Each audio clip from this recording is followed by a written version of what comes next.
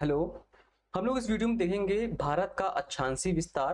भारत का अक्षांशीय विस्तार कहाँ से है, कैसे है ना। और इसमें हम लोग ये भी देखेंगे कि अक्षांश और देशांतर क्या है और कैसी लाइनें हैं, इन सबको देखेंगे। इसके बाद हम लोग पूरा थ्योरी करने के बाद एमसीक्यू भी देखेंगे, ताकि आपका जो पढ़ा है वो सब कंफर्म यानी क्लियर भी हो सके। ठीक है, तो टॉपिक पे आते हैं हम लोग। आज का हमारा टॉपिक है भारत का अक्षांशीय और देशांतरीय विस्तार के बारे में चर्चा करेंगे।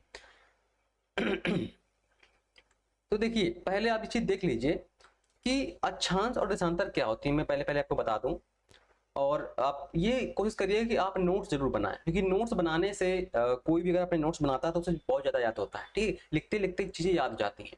हाँ, तो देखिए, जो आपका अक्षांश होती हैं ये आपकी समतल रेखाएं होती हैं, कोणीय रेखाएं होती हैं। ये है आपकी अक्षांश, जिन्हें हम इंग्लिश में बोलते हैं लैटिट्यूड।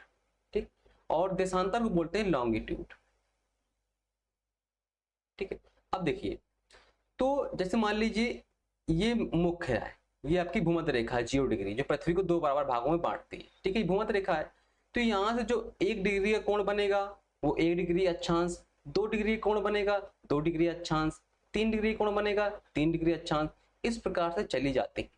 ठीक है, तो जो आपकी अक्षांश रेखाएं होती हैं ये आपकी होती हैं 179।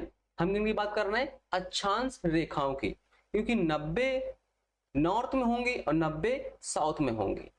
ठीक है, तो कितनी हो गई, 180 हो गई। और 0 डिग्री को मिला लेंगे आप तो 90 नॉर्थ में और 90 साउथ में, और प्लस 0 डिग्री को मिला लेंगे तो कितनी हो जाएंगी, 181। ऐसे आपकी 181 हो गई। ये क्या है, ये अक्षांश की संख्या है। किसकी संख्या है, अक्षांश की बोला मैंने। ठीक है, अब देखिए, जब आप देख रहे होंगे कि जो अक्षांश है ये उत्तर की तरफ जा रहा है तो इसका आकार छोटा हो रहा है, छोटा है ना। सबसे बड़ा है 0 डिग्री का, फिर उसके बाद छोटा छोटा छोटा छोटा हो रहा है। तो यहाँ पर जो बिंदु होगा वो कैसा होगा, वो कोई रेखा नहीं होगी, वो क्या होगा, वो एक बिंदु अकेले होगा। तो अक्षांश रेखाएं कितनी हैं, 179। दो घटा देंगे, एक नॉर्थ वाला और एक साउथ वाला, दो घटा देंगे तो 181 में अगर हम दो घटा देंगे तो कितनी बची, अक्षांश रेखाएं कितनी बची, 179। 179 अक्षांश रेखाएं हैं। और अगर सिर्फ आपसे अक्षांश की संख्या पूछे तो 181। ठीक है, ये बात ध्यान रखिएगा। इसके बाद जो देशांतर हैं ये पृथ्वी से नॉर्थ से साउथ की तरफ खींची हुई होती हैं, ये सब काल्पनिक रेखाएं होती हैं और ये कुल 360 होती हैं।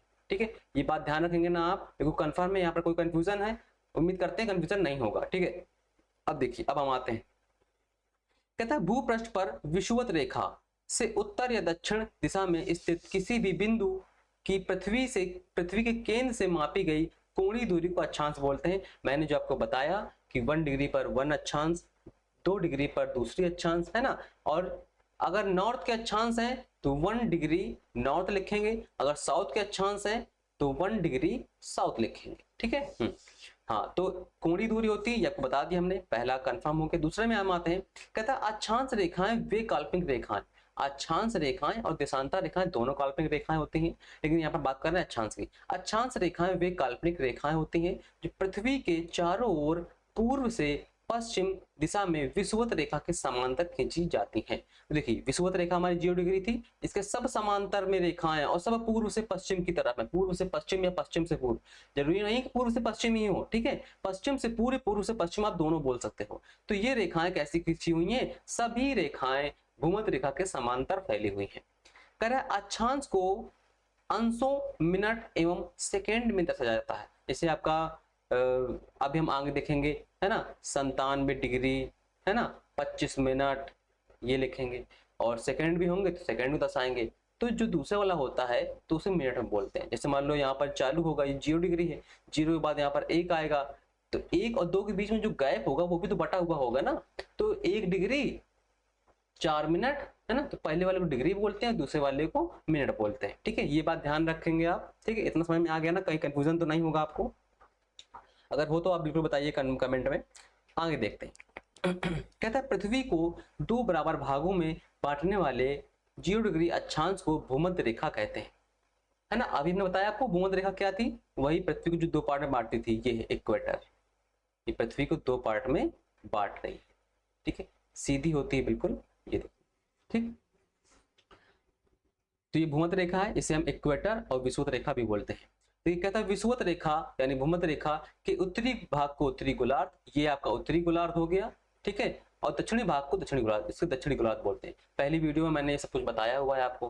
कहता है भूमध्य रेखा के उत्तर में स्थित अक्षांश रेखाओं को उत्तरी अक्षांश, अब इसकी तरफ जितनी भी अक्षांश उपस्थित होंगी ये सब 1 2 3 4 5 पूरी 90 तक होंगी, ठीक है, और यहाँ पर 90 डिग्री में ध्रुव होता है नॉर्थ। तो कह रहा है भूमध्य रेखा के उत्तर में स्थित अक्षांश रेखाओं को उत्तरी अक्षांश रेखाएं, इसीलिए हम जो भी अक्षांश को लिखेंगे तो उसमें नॉर्थ या साउथ का जिक्र करेंगे। जैसे मान लीजिए 87 है तो 87 नॉर्थ लिखेंगे, ठीक है, तो इससे पता चलता है कि नॉर्थ की हम बात कर रहे हैं। और भूमध्य रेखा के दक्षिण में स्थित अक्षांश रेखाओं को दक्षिण अक्षांश, अब जो यहाँ पर अक्षांश होंगी तो उनको क्या लिखेंगे हम लोग, जैसे मान लो यहाँ पर है तो 87 डिग्री साउथ लिखेंगे। मान लीजिए किसी ने लिख दिया कि 34 अक्षांश पर स्थित है, तो 34 अक्षांश पर कहां पर है ना, हम पूछेंगे ये नॉर्थ में कि साउथ में, क्योंकि 34 तो यहाँ भी होगा यहाँ भी होगा, तो नॉर्थ लिखेंगे तो नॉर्थ पहुंच जाएंगे, साउथ लिखेंगे तो साउथ पहुंच जाएंगे, ठीक है। अगला क्वेश्चन कहता है, अगला मतलब टॉपिक कहता है यदि अक्षांश रेखाओं को 1 डिग्री के अंतराल पर खींचा जाए। अब देखिए यहाँ पर अगर 0 डिग्री है तो 0 डिग्री के बाद यहाँ पर 1 डिग्री भी आएगा, 2 डिग्री भी आएगा, 3 डिग्री भी आएगा, 4 degree, 5 degree, 10 degree, 100 degree, 90 degree तक यहाँ पर आता है ना, क्योंकि 90 रेखाएं यहाँ पर होती हैं, 90 रेखाएं यहाँ पर होती हैं। तो कह रहे हैं यदि अक्षांश रेखाओं को 1 डिग्री के अंतराल पर खींचा जाए तो उत्तरी गोलार्ध में 89 अक्षांश रेखाएं, देखिए यहाँ पर अक्षांश रेखाओं की बात कर रहा है, मैंने आपको पहले ही बता चुका हूँ कि अक्षांश रेखाएं और अक्षांश में क्या अंतर है, ठीक है। तो 89 अक्षांश रेखाएं उत्तर में और 89 रेखाएं साउथ में होंगी, तो कुल मिलाकर कितनी जाएंगी 179 हो जाएंगी, ये देखिए हो गया ना। और 181 कब होंगी, मैंने बताया आपको जब आपसे सिर्फ अक्षांश की संख्या पूछे, ये आपका अक्षांश की संख्या है और ये किसकी संख्या है, अक्षांश रेखाओं की संख्या है, ठीक है ना। बात कंफर्म हो गई आपको, ठीक है, क्योंकि नॉर्थ और साउथ में क्या होगा, वहां पर कोई रेखा नहीं होगी, वहां पर सिर्फ एक बिंदु बचा होगा और बिंदु रेखा नहीं होती है, ठीक है। आगे आते हैं। आगे कहता है किन्हीं 2 समांतर अक्षांश रेखाओं के मध्य की दूरी लगभग 111 किलोमीटर होती है। किसकी, 2 समांतर अक्षांश रेखाओं के बीच, यानी अब देखिए यहाँ पर देख लेते हैं, जैसे मान लीजिए 0 डिग्री है, 0 डिग्री के बाद 1 डिग्री आएगा, है ना, तो 1 डिग्री और 0 डिग्री के बीच की जो रेखा होगी वो 111 किलोमीटर की होगी, ठीक है, वही कह रहा है किन्हीं 2 समांतर अक्षांश रेखाओं की मध्य की दूरी क्या होती है, 111 किलोमीटर होती है। आगे आते हैं। आगे कहता है भूपृष्ठ पर उत्तरी ध्रुव एवं दक्षिणी ध्रुव को मिलाने वाली काल्पनिक रेखा। अब देखिए ये रेखाएं मिला रही है ना दक्षिणी ध्रुव को, दक्षिणी ध्रुव नीचे होगा, उत्तरी ध्रुव ऊपर है, तो उत्तरी ध्रुव से दक्षिणी ध्रुव मिला रही है, देखिए सब रेखाएं मिला रही हैं, ये सब मिला रही हैं चारों तरफ, तो 360 होती हैं जो देशांतर कहलाती हैं।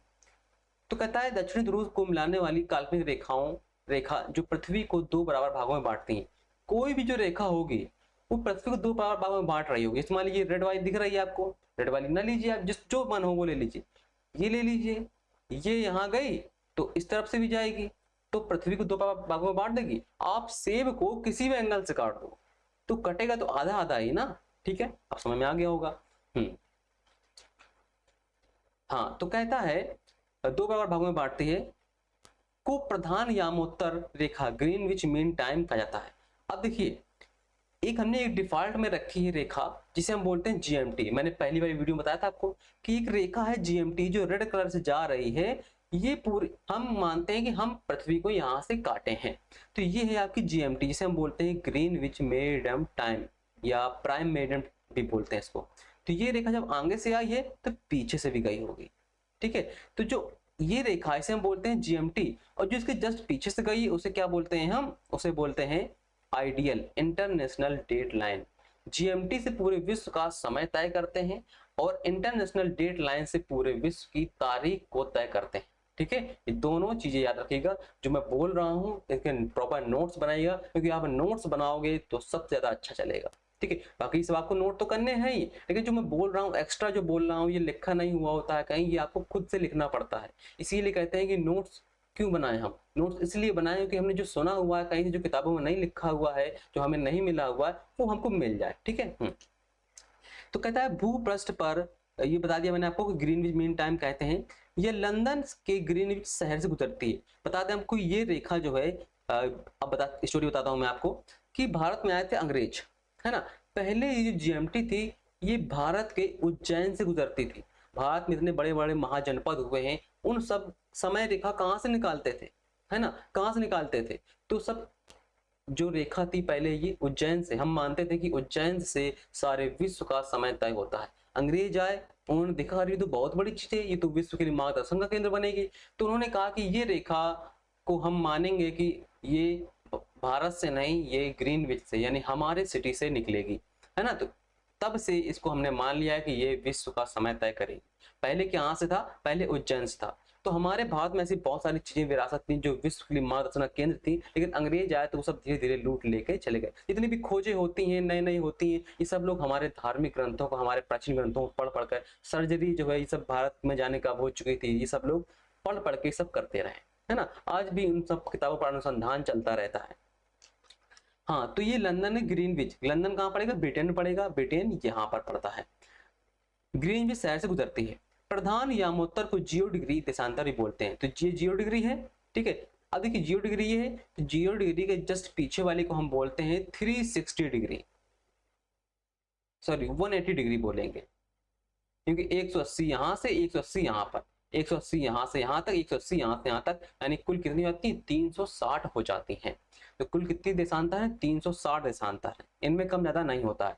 आपको ये ध्यान रखना है कि जो देशांतर है तो ये ध्रुवों से ध्रुवों की तरफ खिंची हुई है। तो आप देखिए इन दोनों के बीच की जो दूरी है भूमध्य रेखा के पास ज्यादा है, फिर कम हो रही है धीरे धीरे, ये देखिए कम हो रही, कम हो रही है, कम हो रही है, कम हो रही है, कम हो रही है, और फिर ध्रुवों में जाकर क्या होती है, चिपक जाती है ना। यानी अगर आपसे पूछे कि भूमध्य देशांतरों के बीच की दूरी ध्रुवों की तरफ जाने में कम होती है, तो देखिए आप कम हो रही है ना, बिल्कुल सही है। आप नॉर्थ में जाए तो कम हो रही है, साउथ में जाएंगे तब भी कम होगी, ठीक है। लेकिन आप यहाँ पर देखिए अक्षांश में कम नहीं होती है, ठीक है। अक्षांश में हम देखिए बिल्कुल बिल्कुल यही रहेगी, कितनी 111 किलोमीटर, ये देखिए, ठीक है। अक्षांश में कम नहीं होती है, देशांतर में कम होती है, ठीक है। इतना बात समझ में आ गई आपको, आगे आते हैं। कहता है प्रधान यामोत्तर के पूर्व एवं पश्चिम में उत्तर ध्रुव एवं दक्षिण ध्रुव को मिलाने वाली काल्पनिक रेखा को देशांतर रेखाएं कहते हैं, ठीक है।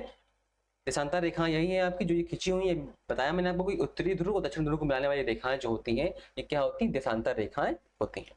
कहता है देशांतर रेखाएं समांतर नहीं है। ये कैसी समानता नहीं है, बताया मैंने आपको बीच बीच में कितना सारा गैप है। कहता है ध्रुवों से विषुवत रेखा की ओर बढ़ने पर देशांतर रेखाओं के मध्य की दूरी बढ़ती जाती है। कहां से, अब देखिए इसने उल्टा बोल दिया है।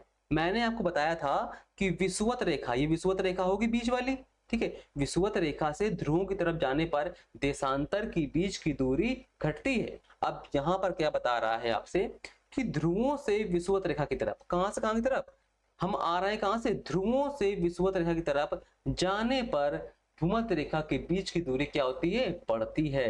तो डिपेंड करता है हम कहां से कहां की तरफ जा रहे हैं। आप विषुवत रेखा से ध्रुव की तरफ जाओगे तो देशांतर के बीच की दूरी क्या होगी, घटेगी, और ध्रुवों से भूमध्य रेखा की तरफ आओगे तो क्या होगी, बढ़ेगी, ठीक है। ये फैक्ट आपको पता होने चाहिए, ये कंफर्म होने चाहिए आपको कि क्या पढ़ रहे हो आप, कैसे देख रहे हो उसको, क्योंकि क्वेश्चन बनाने के लिए कुछ भी बना सकता है वो, ठीक है। हाँ, तो बढ़ती है, ठीक है। आगे देखते हैं। आगे कहता है विषुवत रेखा पर, विषुवत रेखा पर, ये है आपकी विषुवत रेखा, ठीक है। कहता है विषुवत रेखा पर देशांतर रेखाओं के बीच अधिकतम 111.33 किलोमीटर दूरी होती है। अब देखिए अगर आपसे पूछ ले कि जो आपका देशांतर है, देशांतर के मध्य अधिकतम दूरी कहां पर होगी, तो विषुवत रेखा के पास होगी, सबसे ज्यादा यहाँ पर होगी, इसके बाद फिर घटती चली जाएगी उत्तर की तरफ भी दक्षिण की तरफ भी, ठीक है ना। ज्यादा थीगा। तो कहता है सबसे अधिकतम कहां पर होती है, भूमध्य रेखा में, यानी यहाँ पर होती है, यहाँ पर। इसके बाद कहता है भारत पूर्णतः उत्तरी गोलार्ध में है, ये हमने पहली वीडियो में भी देखा था, बिल्कुल सही, उत्तरी गोलार्ध में। देखिए ये रेखा जो है, भूमध्य रेखा जो है, ये उत्तरी गोलार्ध दक्षिण गोलार्ध में बांटती है, तो ये हमारा उत्तरी गोलार्ध है, तो उत्तरी गोलार्ध में हमारा भारत भी है। कहता है संपूर्ण भारत का अक्षांशीय विस्तार 6 डिग्री 45 मिनट उत्तर। अब यहाँ पर ध्यान देने वाली बात है, अब इसको सही से देखिएगा, ठीक है, बिल्कुल सही से देखिएगा इसको थोड़ा।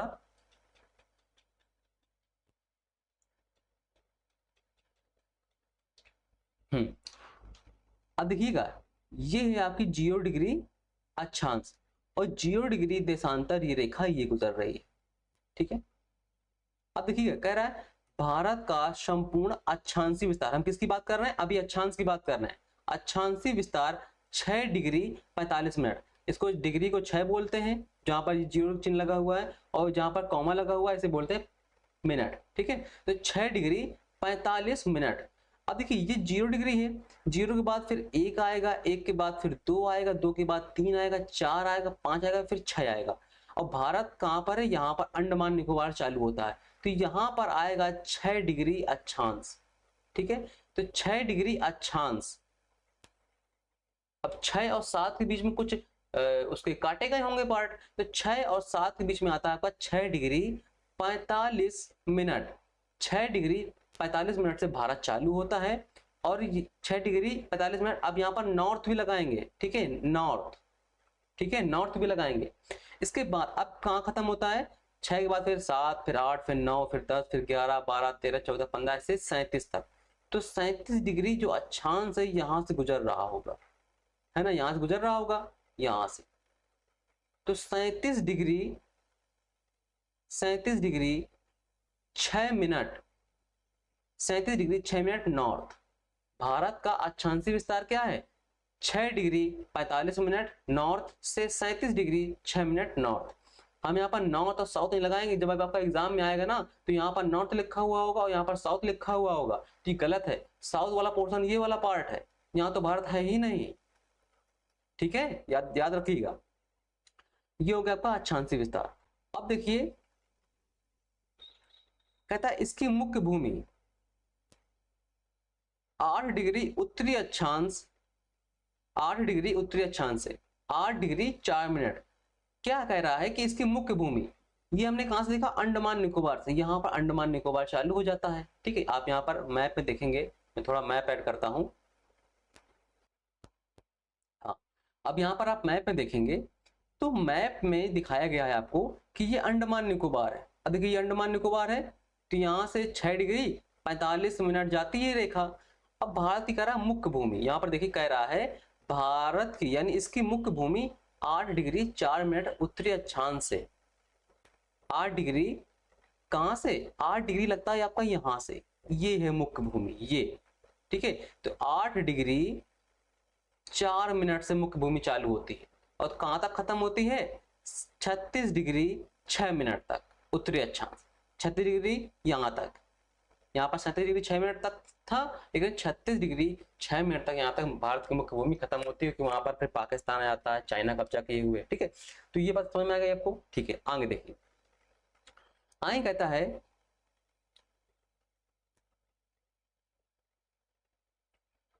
ये आपका अक्षांशीय विस्तार हो गया। ठीक है, अब हम आते हैं देशांतरी विस्तार में। अब देखिए देशांतरी विस्तार ये है आपका 0 डिग्री। 0 के बाद फिर क्या आएगा आपका, हम कहां की तरफ, भारत हमारा इधर है ईस्ट की तरफ, ईस्ट की तरफ जाएंगे। वेस्ट में भारत तो है नहीं, यहाँ तो भारत है ही नहीं हमारा। ठीक है, तो 0 डिग्री के बाद फिर 1 degree 2 degree 3 degree 4 degree 5 degree 6 degree, ऐसे आएगा आपका 68 डिग्री। यहां पर आपका होगा 68 डिग्री ये। ठीक है, तो 68 degree 68 degree 7 minute 68 degree 7 minute east. ठीक है, ये लिखना पड़ेगा हमको ईस्ट, अगर वेस्ट लिख देंगे तो वहां पहुंच जाएंगे, वहां है नहीं भारत, यहां पर है। तो 68 डिग्री 7 मिनट ईस्ट से लेके कहां तक है, 97 डिग्री 25 मिनट पूर्व। तो भारत हमारा 97 डिग्री 25 मिनट पूर्व तक यहां तक है। ठीक है, 97 डिग्री और 25 मिनट पूर्व, ईस्ट ईस्ट। तो ईस्ट में भारत है और नॉर्थ भारत है, वेस्ट में नहीं है, साउथ में नहीं। ये बात आपको बहुत अच्छे ध्यान रखनी, बहुत अच्छे ध्यान रखनी है, क्योंकि यहाँ पर ईस्ट वेस्ट बदल देगा, है ना। यहाँ पर 68 में पता है, यहाँ पर ई की जगह लिख देगा W वेस्ट, तो आपको लगेगा हाँ ये पश्चिम है, ये पूरब है, ये उत्तर दक्षिण है। तो ऐसा नहीं, भारत देशांतर में ईस्ट ईस्ट में है और अक्षांश में नॉर्थ नॉर्थ में है। ठीक है, तो ये आपका अक्षांशीय विस्तार है हमारे भारत देश का। ठीक है, अगर अंडमान निकोबार चालू होता है तो 6 डिग्री 45 मिनट, मुख्य भूमि से चालू होता है तो 8 डिग्री 4 मिनट। ठीक है, अब आगे देखिए, कहता उष्णकटिबंधीय क्षेत्र का विस्तार 23.5 डिग्री उत्तरी एवं दक्षिणी अक्षांशों के मध्य मिलता है। उष्णकटिबंधीय, मैंने बताया था ना आपको कि जो कर्क रेखा है, ये कर्क रेखा भारत के मध्य से गुजरती है, यानी 23.5 डिग्री उत्तर, 23.5 डिग्री नॉर्थ, और जो मकर रेखा है 23.5 डिग्री, ये भी देखिए 23.5 डिग्री है, 23.5 डिग्री साउथ। ठीक है, अब इसके जो मध्य वाला भाग है, ये पूरा उष्णकटिबंध, ये पूरा उष्णकटिबंध है, तो आधा भारत उष्णकटिबंध में आता है, बिल्कुल सही बात है। हाँ, तो कहता है अतः भारत का, ये गलत लिखा, भारत का कुछ विस्तार जो है उष्णकटिबंध एवं उपोष्णकटिबंध दोनों क्षेत्र में है।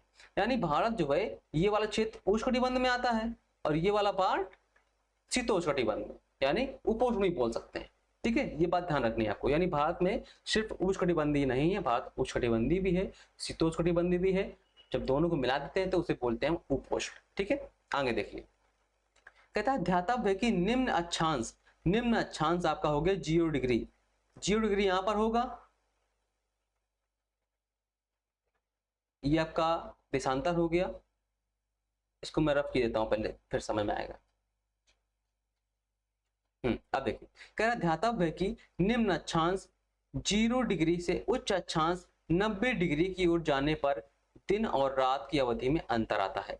निम्न डिग्री अक्षांश जो था आपका, देखिए अक्षांश की बात कर रहा है यहाँ पर, देशांतर की बात नहीं कर रहा है। 0 डिग्री जो अक्षांश है यहाँ पर है, 0 फिर 1 फिर 2 फिर 3 फिर 4 फिर 90 यहाँ तक पड़ जाता है। ठीक, तो जैसे जैसे हम यहाँ से यहाँ तक जाएंगे तो दिन और रात में अंतर आता है। आपने सुना होगा कि भारत में 12 घंटे की कभी रात होती है, कभी 12 घंटे की दिन होती है, दिन बड़ा होता है रात छोटी होती है, कभी रात बड़ी होती है दिन छोटा होता है। ठीक है, लेकिन जैसे जैसे हम ध्रुव की तरफ जाएंगे, जैसे जैसे हम यहाँ की तरफ जाएंगे, यहाँ से यहाँ की तरफ जाएंगे, तो दिन और रात में अंतर होता है। आपने सुना होगा कि ध्रुवों में 6 महीने की दिन होती है, 6 महीने की रात होती है। तो यही अंतर कैसे आता है, ये अंतर सूर्य की स्थिति परिवर्तन के कारण आता है, वो हम आगे देखेंगे। तो ये बात आपको याद रखनी है कि निम्न अक्षांश से, यानी 0 डिग्री से आप नॉर्थ में या साउथ में कहीं पर भी जाओगे उच्च अक्षांश पे 90 डिग्री पे, तो दिन और रात में अंतर पड़ेगा। ठीक है, कह रहा उत्तरी गोलार्ध में अक्षांश का प्रभाव दक्षिणी गोलार्ध से उत्तर की ओर दिन और रात का अवधि पर पड़ता है। उत्तरी गोलार्ध में अक्षांश का प्रभाव दक्षिणी गोलार्ध से उत्तर की ओर पड़ता है, यानी कहना चाह रहा है वो कि उत्तरी गोलार्ध में जो इसका प्रभाव पड़ता है वो उत्तर की तरफ पड़ता है ना। दक्षिणी तरफ सूर्य होगा तो यहां पर प्रभाव पड़ेगा, यहां पर सूर्य होगा तो दक्षिणी तरफ पड़ेगा। ठीक है, आगे देखते हैं। हाँ, अब कहता है विषुवत रेखा के उत्तर में स्थित, विषुवत रेखा की उत्तर में स्थित, अब देखिए विषुवत रेखा कौन सी थी हमारी, वही 0 डिग्री, ये 0 डिग्री अक्षांश थी हमारी विषुवत रेखा जैसे हम बोलते हैं। ठीक है, कहता 23.5 डिग्री उत्तरी अक्षांश को कर्क रेखा, जो उत्तरी रेखा थी 23.5 डिग्री पर, जो भारत को 2 पार्ट में बांटती है, उसे हम क्या बोलते हैं, कर्क रेखा। और कर्क रेखा कहा जाता है, कर्क रेखा भारत को लगभग 2 पार्ट में बांटती है। अब यहाँ पर देखिए कर्क रेखा भारत से बीच से गुजर रही है ना, तो ये भारत को 2 पार्ट में बांटती है, मध्य से गुजरती है। कर्क रेखा भारत के कुल 8 राज्यों से, यहाँ पर ध्यान रखना है आपको, कितने राज्यों से, 8 राज्यों से गुजरती है, 8 राज्यों से। वो कौन कौन से राज्य हैं, गुजरात, राजस्थान, मध्य प्रदेश, छत्तीसगढ़, झारखंड, पश्चिम बंगाल, त्रिपुरा और मिजोरम। मैप में देखिएगा, यहाँ पर आप देखिएगा, यहाँ पर देखिए गुजरात, राजस्थान, मध्य प्रदेश, छत्तीसगढ़, झारखंड, पश्चिम बंगाल, त्रिपुरा और मिजोरम। ठीक है ना, ठीक है, तो ये आपको 8 राज्य जो हैं ये आपको याद रखने हैं। 8 राज्य इंपॉर्टेंट है, कोई भी दे देगा आपको कि निम्न में से कौन से राज्य से नहीं गुजरती है ना, तो ये आपको 8 राज्य याद रखने हैं, गुजरात, राजस्थान, मध्य प्रदेश, छत्तीसगढ़, झारखंड, पश्चिम बंगाल, त्रिपुरा और मिजोरम। ठीक है,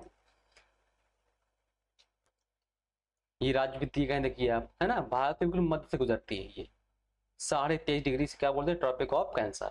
ठीक है, भारत और कर्क रेखा। अब देखिए कभी कभी देता है आपको कि कर्क रेखा के पास कौन कौन से नजदीक शहर हैं, तो आपको याद रखना है अहमदाबाद, ठीक है, मध्य प्रदेश का भोपाल, ठीक है, यहाँ पर उज्जैन भी पास ही में पड़ता है थोड़ा। ठीक है, इसके बाद झारखंड की जो रांची राजधानी है ये बिल्कुल कर्क रेखा में ही मौजूद है। इसके बाद अगरतला, त्रिपुरा का अगरतला कर्क रेखा के पास है।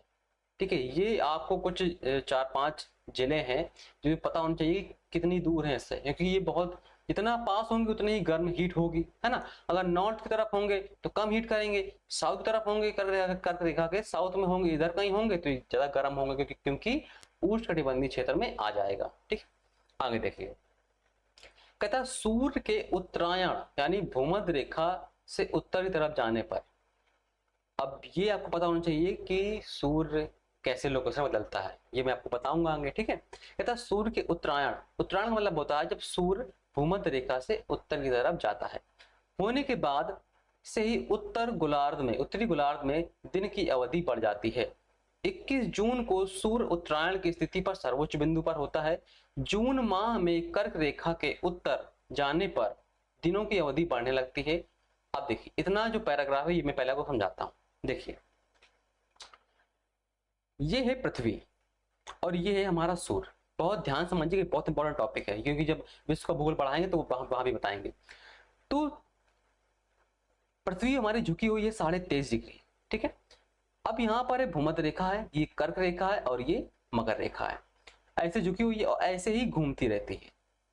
तो जब घूमती रहेगी तो देखिए, सूर्य जो होता है, अब ये बिल्कुल सफेद प्रकाश कहाँ पड़ रहा होगा, सबसे पहली रेखा कौन सी पड़ रही है, कर्क रेखा पड़ रही है ना, उसके बाद भूमध्य रेखा पड़ रही, उसके बाद मकर रेखा पड़ रही है। तो सफेद प्रकाश कहाँ पहुंचेगा, कर्क रेखा में पहुंचेगा।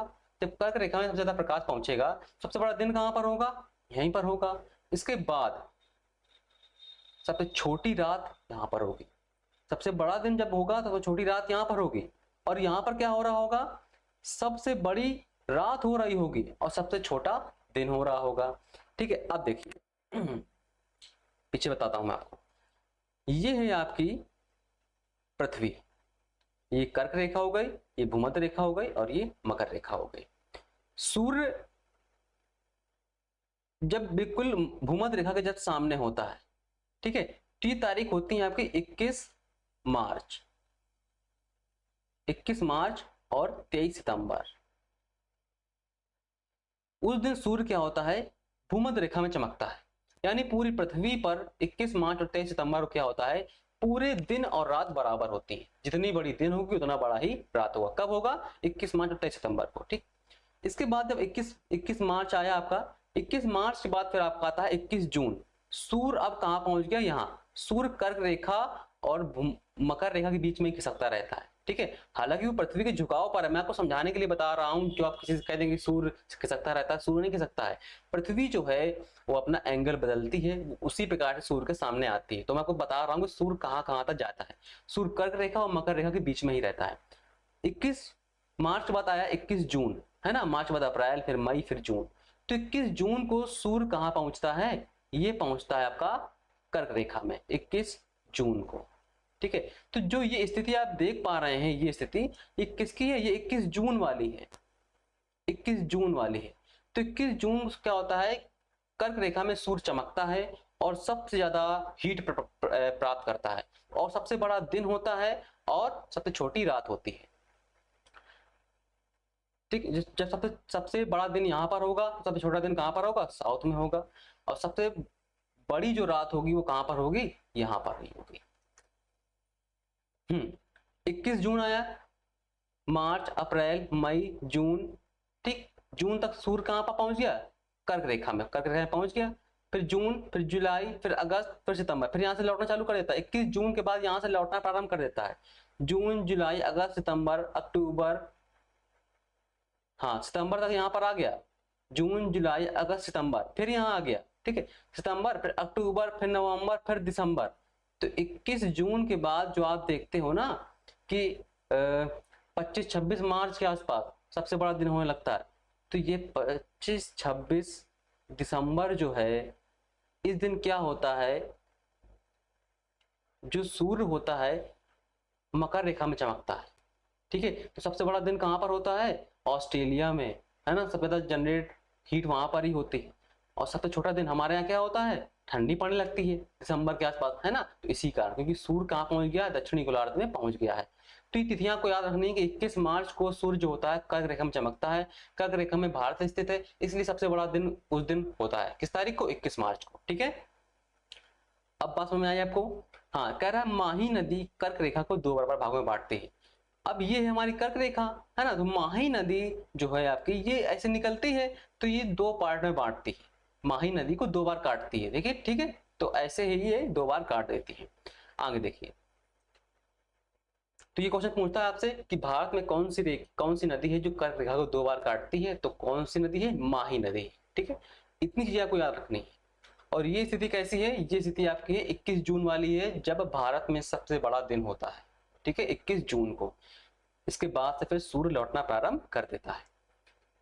अब हम आते हैं एमसीक्यू में। जितना भी हमने पढ़ा है वो सब एमसीक्यू के रूप में देखेंगे, ताकि आपका रिवीजन हो सके, आपको ये क्लियर हो कि आपको कितना याद हुआ है। कहता है सिक्किम से गुजरने वाला अक्षांश निम्न में से किस एक से भी गुजरेगा। अब देखिए, अक्षांश हमने बताया ना आपको कि अक्षांश बहुत इंपॉर्टेंट है। तो भारत जो है, भारत में अक्षांश बहुत सारे होंगे, है ना। हमने देखा था कौन कौन से अक्षांश थे।